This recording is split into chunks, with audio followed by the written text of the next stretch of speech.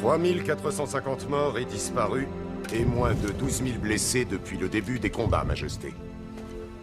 Nous sommes très en dessous des estimations. En fait, il n'y a vraiment aucune raison pour que l'opinion publique s'inquiète. L'opinion, mon cher Berthier, c'est nous qui la faisons.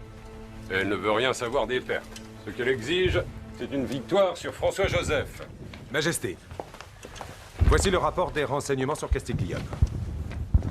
La pression des troupes ennemies se relâche depuis que nous contrôlons les routes. On signale des désertions et une épidémie de dysenterie chez les Autrichiens.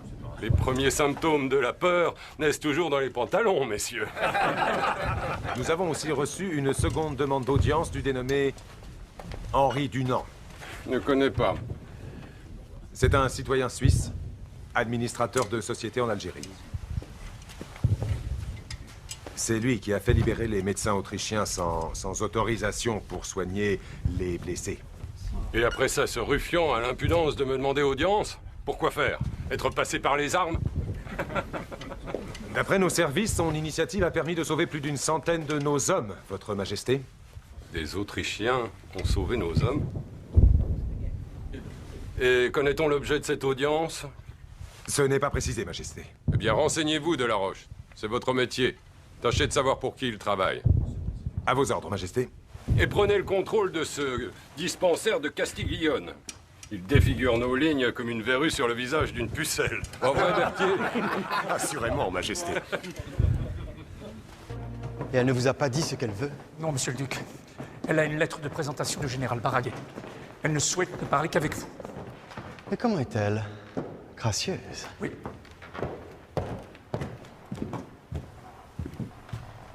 Vous souhaitiez me voir, madame? Monsieur le duc de Morny, Pour vous servir. je vous suis infiniment reconnaissante de me recevoir. Je ne vous importunerai pas longtemps. De quoi s'agit-il? Un projet. Quelque chose d'assurément nouveau. Destiné à révolutionner les relations entre États. Les sabotages, les manipulations, même la censure n'aura rien fait. Les souvenirs de M. Dunant se répandent à travers l'Europe comme la vérole. L'Europe. N'exagérons rien. Mais c'est en toutes lettres dans les rapports de vos services secrets, Morny. Le monde crie au génie. Hugo, en exil au fond de son île. Dickens à Londres. Même Lincoln, en pleine guerre avec les sudistes, a pris le temps de le lire. Il est un adage qui dit que lorsqu'on ne peut plus maîtriser le chaos, il faut feindre de l'avoir organisé. Et si vous cessiez pour une fois de vous exprimer par énigme, on gagnerait un temps précieux, monsieur le duc. Acceptez de recevoir Dunant, sire. Pour son histoire de barrage, nous n'avons que faire d'un barrage en Kabylie. MacMahon est contre. Et la Suisse est bien assez riche. Il ne s'agit nullement de ce barrage, mais de cette société de secours qu'il veut créer. Depuis quand versez-vous dans la charité, Morny? Il s'agit peut-être là d'une opportunité, sire.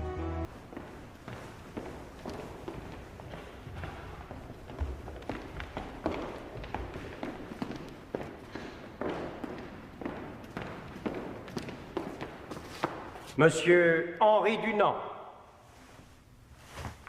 Enfin, voilà l'homme à la Croix-Rouge, dont j'ai tant entendu parler en Italie.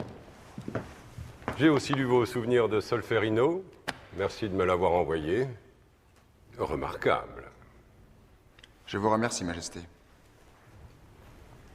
Eh bien, parlez Dunant. Vous vouliez rencontrer l'empereur. Le voici. Majesté, il s'agit d'établir un barrage en Haute-Kabylie. Ah oui, oui. J'ai lu votre requête à ce sujet. Intéressant, mais trop cher. Et trop risqué. Mais sire, l'eau est indispensable dans les colonies. Il y a urgence là-bas. Là-bas, peut-être. Mais ce n'est pas la nôtre. Quand la région sera pacifiée, on en reparlera. Mais Majesté, vous ne pouvez pas laisser... Dunant, l'empereur peut tout. Et s'il refuse, c'est qu'il a ses raisons. En revanche, je suis très impressionné par votre idée de créer une société de secours aux blessés de guerre. Cela signifie que je peux espérer le soutien de votre Majesté? Ni vous ni moi ne changerons la nature de l'homme, mon cher. Mais je suis sûr que ce projet pourrait aider à faire en sorte que la guerre soit plus humaine. Certes. Avez-vous reçu les encouragements d'autres pays? La Prusse et le Wurtemberg ont manifesté un grand intérêt. Mais il nous en faut plus. Nous avons besoin de l'appui de tant d'autres nations. Et elles pourraient être membres ensemble d'une unique organisation humanitaire. Mais Dunant, comment serait-il possible de maintenir dans une même organisation des nations qui se font la guerre? On voit bien que M. Dunant n'y entend rien en politique étrangère. Jamais ces nations... La neutralité. La neutralité, sire. Je l'ai déjà testé sur le terrain. Quand les infirmiers portant des brassards à Croix-Rouge ramassaient les blessés, personne ne leur a tiré dessus. Parce qu'ils étaient neutres. La neutralité. Vous voulez dire comme la Suisse depuis 1815? Exactement, sire. Les hommes ont su reconnaître la neutralité d'une nation. Forçons-les à reconnaître la neutralité d'une organisation internationale. Ce serait du jamais vu. Ah, l'idée est brillante. Comment n'y ai-je pas songé? Mais parce que vous ne vous appelez pas Dunant, mon cher Morny. La France est prête à vous soutenir. Tenez-nous informés régulièrement de vos contacts diplomatiques au plus haut niveau et de vos difficultés. Nous tâcherons de les aplanir. Merci, Majesté. Merci. Ce sera tout, Dunant.